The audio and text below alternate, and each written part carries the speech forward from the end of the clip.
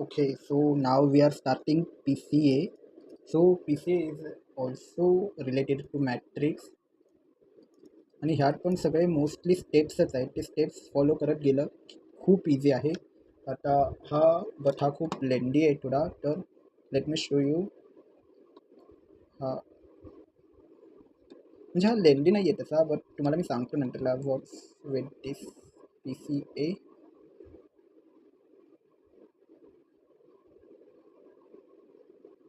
हा एवढा मोठा आहे अँड मी तुम्हाला दाखवतो. We will start from beginning. मी थोड्याला छोटं करतो. ओके हां, तर बेसिकली हा आपला क्वेश्चन आहे. तर बेसिकली PCA हा 2 रो आणि 4 हां 4 कॉलममध्येच येतो. तर 2 रो आणि 4 कॉलम मोस्टली तुम्हाला दिसलं तर समजायचं PCA आहे किंवा तिला डायरेक्ट डिनोट केलेलं असतं. So how to start PCA. First is given matrix आपण लिहितो डायरेक्ट 2 1 0 -1 4 3 1 0.5. देन देअर इज मीन.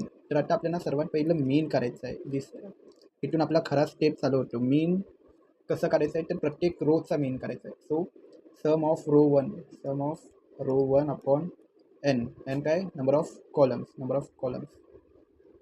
मग ह्याचा आला x1 बार आला 0.5, x2 बार आला 2.125. आता सबट्रॅक्ट द मीन. म्हणजे काय करायचं नक्की, तर आता आपण जे हे करतोय ना 2 1 0 -1 ह्यातून परत मीन सबट्रॅक्ट करायचं आहे. म्हणजे इथे बघा 2 -0.5 1 -0.5 0.5 0 -0.5 -1 -0.5. तर हे आपल्याला बॅलन्स आउट येतं. हे काय करतं तर आउटलायर कमी करतं अँड आपल्या डेटाला इझी बनवतं, लाईक लेस शेकी बनवतं, मोर रिलायबल बनवतं. सो वी गॉट हे new matrix called x centre. म्हणजे आत्तापर्यंत आपण काय केलं, आपला एक्स नावाचा मॅट्रिक्स होता, त्याच्या प्रत्येक रोचा आपण मीन काढला आणि मग त्या मीनने आपण परत प्रत्येक रोला डिवाईड केलं म्हणजे एव्हरेज काढलं. And so now we have N X centered value. आता ह्या सेंटर्ड व्हॅल्यूनेच आपल्याला जेवढं पण पुढचं आहे तेवढं करायचं आहे. इथपर्यंत तुम्ही नीट केलं, इथून पुढे मेन स्टेप्स चालू होतात. तर आता काय करायचं आहे, कोव्हेरियन्स मॅट्रिक्स आपल्याला फाइंड करायचं आहे after centre. Step 4 covariance matrix. ह्यात काय covariance of x is equal to 1 upon n x into x transpose. आता हा एक्स काय आहे तर एक्स सेंटर्ड आहे. आता तुम्ही हा एक्स सी पण तुम्ही लिहू शकता. मी इथे फक्त एक्स लिहिला आहे, बट हा एक्स सी लिहा तुम्ही हवं तर तुम्हाला समजायसाठी. So covariance 1/n 1/4 x centre upon x centre transpose. तर आता ह्याला मल्टिप्लाय करायचं आहे. तर मल्टिप्लाय कसं, रो इंटू कॉलम. आता हा रो हा कॉलम तर स्क्वेअरच होणार, सगळे स्क्वेअरच आहे. आणि मग इथे मेन आहे, मग हा रो हा कॉलम, ह्याला मग प्रॉपर मल्टिप्लिकेशन आहे. सो हा झाला. मग परत रो कॉलम, मग काय होतं इथे हे पण मल्टिप्लिकेशन आहे. आणि मग रो कॉलम हे दोन्ही पण सेमच व्हॅल्यू आहे, तर इथे स्क्वेअर होते. मग it's basically very easy.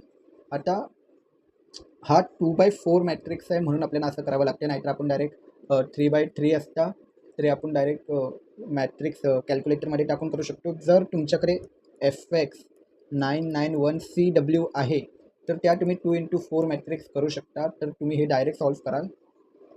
So मग आता हे जे आपल्याला व्हॅल्यू भेटले हे व्हॅल्यूज ॲड करून आपल्याला एक नवीन मॅट्रिक्स भेटलं, कोव्हेरियन्स मॅट्रिक्स, कोव्हेरियन्स एक्स. आता हा कोव्हेरियन्स एक्स मॅट्रिक्सने काय करायचं आहे तर ह्या कोव्हेरियन्स मॅट्रिक्सचा आयगन व्हॅल्यू प्रकारायचा. Eigen value of covariance matrix मग CX लॅम्बडा आहे. आता बघा इथे मी लिहिलं आहे CX लॅम्बडा आहे is equal to 1.25 minus lambda. इथे परत मग आपला नॉर्मलवाला आयगन व्हॅल्यूचा फॉर्म्युला यूज करून S1 इज इक्वल टू 3.296 आला. डिटर्मिनंट ऑफ ए नाही हा CX, डिटर्मिनंट ऑफ CX आपला 0.1172 आला. सो लॅम्बडा स्क्वेअर मायनस 3.2 माहिती आहे. आपण ह्या पॉलिनॉमियल इक्वेशनमध्ये ॲड करून आपल्याला लॅम्बडा 1 भेटला. Lambda 1 equal to lambda 1 equal to 3.2602 आणि लॅम्बडा 2 इक्वल टू 0.0359. हे आपल्याला दोन लॅम्बडाचे व्हॅल्यू भेटले. मग आपण पुढे काय केलं तर step 6 eigen vector. Obviously find eigen for lambda equal to 3.2602 CX minus lambda X 0 same formula. मग इथे आता व्हॅल्यूज पुट करून पटपट पटपट फ्रॉम फर्स्ट रो. आता इथे आपण हा रो घेतला इक्वेशनसाठी 2x प्लस 1.5 2xy. तर आता हा मायनस होता तर ह्याला त्या साईडला टाकलं and we get y is equal to हा इथे हे मी लिहिलं नाही आहे बट ते मग y इज इक्वल टू हे केल्यावरती इथे let x equal to 1. So मग y इज इक्वल टू हा आला. देअरफोर आयगन व्हॅल्यू आपला therefore x is equal to 1 y is equal to 1.2866. मग आयगन वेक्टर आपला हा आला. आता मेन हे आहे बाय नॉर्मलायझिंग. नॉर्मलायझिंग म्हणजे काय करायचं आहे आपल्याला, तर जे आयगन व्हॅल्यू आहे जसं आपण SVDमध्ये करत होतो नॉर्मलाइज तसंच करायचं आहे. √x² plus y². मग 1² प्लस 1.28² मग त्याचं जे पण स्क्वेअर व्हॅल्यू येईल ती फाइंड आउट करायची. आणि मग फायनल वेक्टर मग काय करायचं आहे, तर सेम SVDचा स्टेप आहे. ह्याला बिलो 1 करायचं आहे. मग हा तुम्ही असं नाही लिहिलं, डायरेक्ट ही स्टेप लिहिली तरी चालेल. मग दोन्ही पण ह्याला डिवाइड बाय हे करायचं आहे. ते आपण फाइंड केलं ते 1/1.6295. So we get V1 is equal to this. Now for lambda is equal to 0.359. म्हणजे बेसिकली आपल्याला मीन सेंटर काढला, आपला एक्स सेंटर काढला, तिथून पुढे पूर्ण SVDच करायचं आहे. So it's very easy. Now for lambda is equal to 0.0359. परत सेम व्हॅल्यूज पुट केल्या टेकिंग फर्स्ट रोमधून आपण ही व्हॅल्यू काढली x is equal to -1.26y. मग आता इथे लेट y इक्वल टू 1. मग therefore x is equal to x is equal to -1.2